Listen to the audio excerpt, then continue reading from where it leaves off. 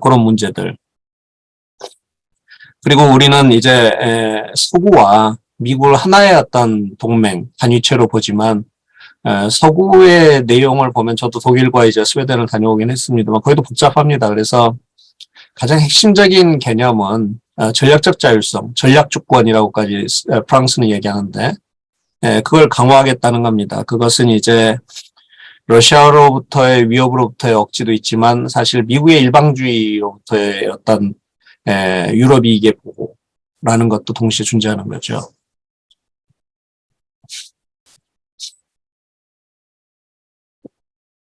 그래서 이제 이러한 전제 하에서 미국 바이든 행정부는 인도 태평양 전략을 이제 수용하게 되는데요.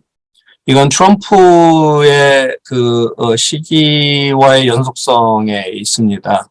근데 이제 구체적인 그 제도 혹은 장치들은 좀 보다 구체화되기 시작하죠.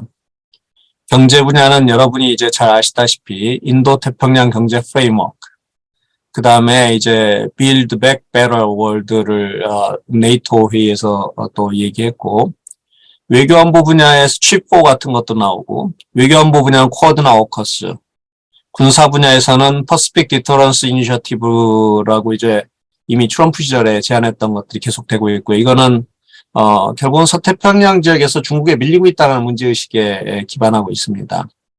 그 다음에 이제 최근에 나온 킬웹 같은 것들이 중국을 억제하기 위한 그 바이든 행정부 시절의 구체적인 전략이고요. 근데 여기 미국의 인도 퍼시픽 커맨드, 그러니까 그 인도 태평양 사령부의 예측에 의하면 2025년에 서태평양 지역에서 군사균형은 이렇습니다. 미국 입장에서는 참담한 거죠. 이미 미국의 주요 거점들은 다 중국의 사정권 안에 들어가게 되고, 군사적으로 오히려 중국이 압도되는 그런 상황에 놓이게 됩니다. 최근에 1년에 미국의 대만을 위호한 그 전쟁, 국지전 시나리오에서는 미국이 거의 99% 지는 걸로 나오고 있습니다. 따라서 미국 군부는 2040년까지를 목표로 해서 중국의 이러한 군사력 우위를 상쇄하기 위한 준비에 지금 본격적으로 착수했습니다. 따라서 이 지역에서의 군비 경쟁은 불가피할 걸로 보이고, 미국은 가능하면 일본이 재무장악을 원하고, 일본도 이에 적극적으로 자신의 어떤 국방비를 이제는 GDP의 2%까지 올리겠다. 9배죠 현재. 로 호응을 하고 있습니다. 아마 윤석열 정부도 여기에 적극 호응하지 않을까 그런 생각을 하게 됩니다. 바이든 행정부는 이처럼 인도 태평양 지역에서의 어떤 다양한 어떤 제도와 군사적 대비와 더불어서 유럽을 결국은 인도 태평양과 연계하려는 그런 노력을 지금 하고 있습니다. 그런데 이제 아까도 말씀드렸던 대로 유럽의 생각은 좀 다른 거죠. 그리고 유럽도 걱정이 많습니다. 우리하고 좀 비슷합니다. 네. 이런 미국을 어디까지 신뢰할 수 있을까? 그리고 미국이 제안한 대로 따라가다 보면 결국은 유럽의 그 경제는 붕괴되고 유럽의 주요 산업들은 거의 미국에다 뺏기는 게 아닌가. 그런 이제 음모론적인 우려가 사실은 내부적으로 상당히 강합니다. 물론 이제 러시아의 그 군사적 공격에 직면해서 북유럽이나 동유럽 국가들은 더더욱 똘똘 뭉쳐서 그 러시아와 싸우고 미국과 동맹을 강화하는 정책을 취하고 있습니다만 거기서 조금 벗어나면 독일이나 아마 그 프랑스 혹은 다른 이제 국가들은 고민이 많을 겁니다. 네, 특히 독일이 그렇지요.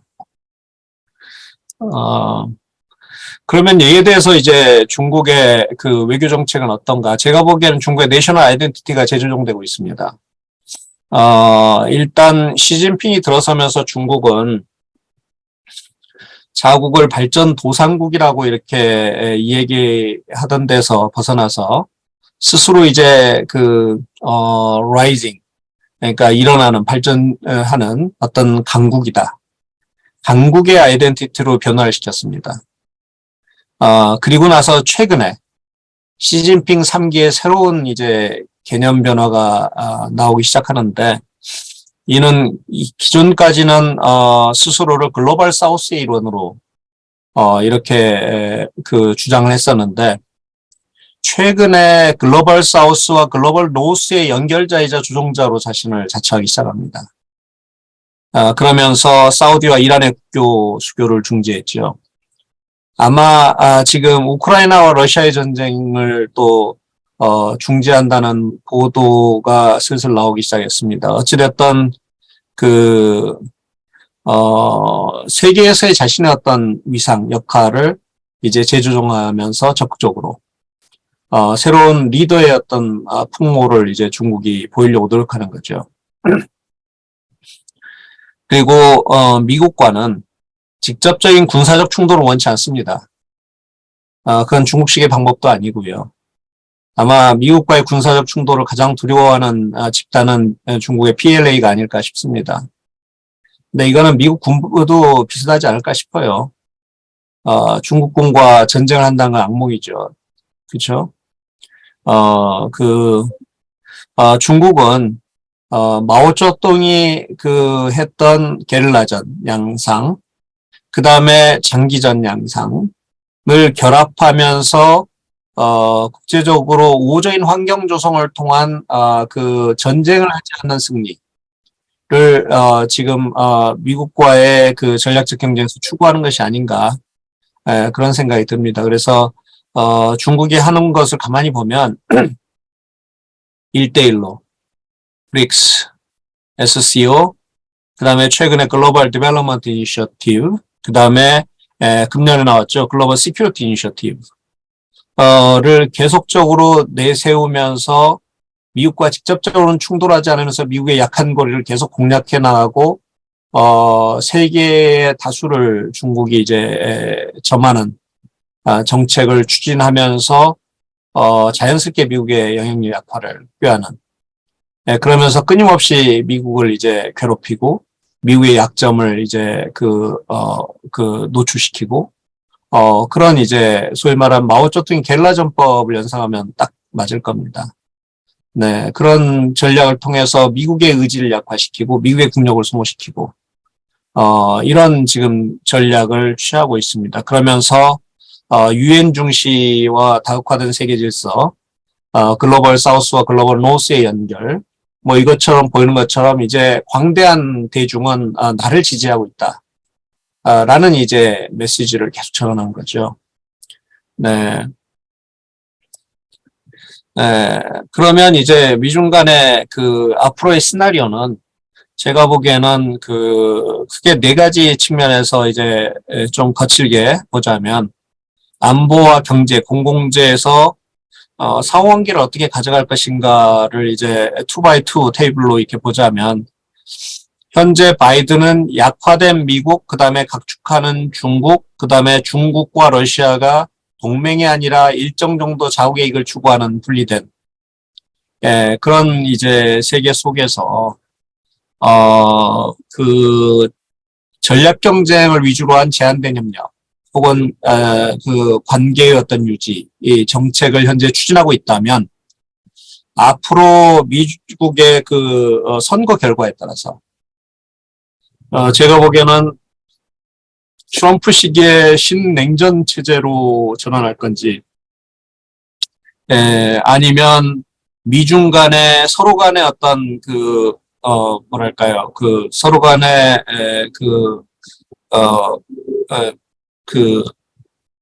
피해가 누적되면서 서로 부담스러워하는 경쟁의 직접적인 가속화를, 그러면서 결국은 서로 적당히 타협하면서 어느 누구도 책임지지 않는 그런 혼돈 상황으로 결국은 가게 되는 것일지 이 갈림길에 저는 현재 놓여 있다라고 생각을 합니다. 여기에서 이 빨간 밑에 이제 빨간 줄에 써진 거는 그런 상황에서 한국이 어떻게 해야 되는가에 대한 저의 생각입니다. 근데 제 생각에는 한국은 우리가 어떻게 생존할 것인가에 대한 고민, 이 생존 우선 전략을 본질적으로 좀 고민해야 되는 시기가 아닐까 그런 생각을 해봤습니다. 그리고 한 가지 흥미로운 것은 최근 캠브리지 대학에서 나온 A World Divided라는 이제 보고서인데요. 이 보고서에 의하면 재밌는 것이 중국과 러시아 소위 말하는 권위주의 세력이죠. 이들이 전 세계적인 규모에 있어서는 득세하고 있다. 점점 실질적으로 미국을 압도하고 있다라는 보고서입니다.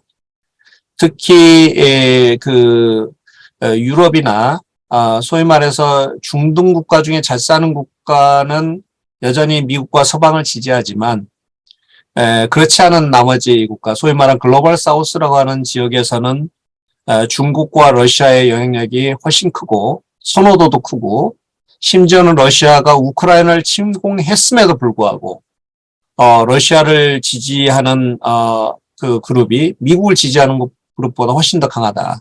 수적으로. 이런 보고서를 냈습니다. 그래서 세계는 현재 그 대단히 두 opposing한 클러스터들로 이제 갈라지고 있다. 라고 이제 미국의 프레임워크를 사실 차용한 거죠. 왜냐하면 이걸 연구한 기관이 이제 민주주의의 가치를 이제 연구하는 연구기관이기 때문에 그렇지만 이제 이들이 한 그 보고서보다도 세계는 제가 아까 말씀드린 대로 훨씬 더 복합적이고 복잡하다라고 말씀드릴 수 있습니다. 그리고 우리는 중국과 러시아를 한 통속으로 보지만 제 입장에서는 결코 한 통속은 아닙니다. 중국은 그러기를 거부합니다. 사실은. 오히려 차라리 러시아가 내 밑으로 와라 그건 뭐 환영하지만 러시아 입장에서는 결코 받아들일 수 없는 거죠. 그리고 러시아의 의도대로 중국이 거기에 말려들어서 오히려 과거 한국전쟁처럼 미국과 서방과 중국이 직접 충돌하는 구도로 가는 것은 중국이 결코 원하지 않는 절대적으로 피해야 될 구도입니다. 그래서 오늘날 많은 우리의 전문가들이 결국은 중국과 러시아가 군사적으로 결합해서 미국에 대응할 거다라고 이제 우크라이나 러시아 전쟁에서 이야기하고 있지만 중국은 그 옵션을 결코 받아들이지 않을 겁니다. 그거는 이제 이미 한국전쟁에서 한번 당해봤거든요. 스탈린한테. 그래서 중국은 중국 나름의 자기 비전을 가지고 있고 자기 방식대로 추진해 나갈 겁니다. 그게 이제 현재 오히려 이 미국이나 서방 혹은 이 캠브리지 보고서에서 바라본 세계보다는 훨씬 더 중국이 다른 비전을 그려가고 있다. 이렇게 보시면 될 겁니다.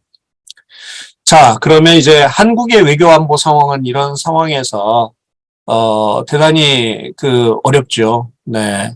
왜 그러냐면 우리는 미국 중심의 자유주의 국제주의 혹은 패권 질서 하에서 가장 번영했고 가장 성공적인 국가였습니다. 그 성공의 기억, 그 성공의 어떤 달콤함, 이것이 우리한테 너무나 강렬한 거죠. 게다가 현재 북한은 더군다나 핵미사일 능력을 이제 보유했고, 이 북한의 핵미사일 능력은 사실상 미국을 포함해서 한국의 어떠한 지금 앞으로의 미래 계획까지 포함해서 방어가 불가능합니다. 아주 단도직입적으로 얘기해서 방어가 어렵습니다. 그래서 이제 제가 얼마 전에 모 신문에서 한국의 새로운 국방혁신 4.0이 사실 제대로 여기에 대응하지 못하고 있고 국민을 속이고 있다라고까지 얘기를 했는데, 저는 우리가 가진 삼축 그 체계라든가 이거는 그 답이 아니라고 봅니다. 어찌됐든 그처럼 이 우리가 처한 안보 상황은 심각하고요. 그 다음에 세계 최대의 군비 경쟁 지역입니다. 다시 말해서 세계 제1위, 2위, 3위, 5위, 6위의 군사 강국들이 여기 포진하고 있고요.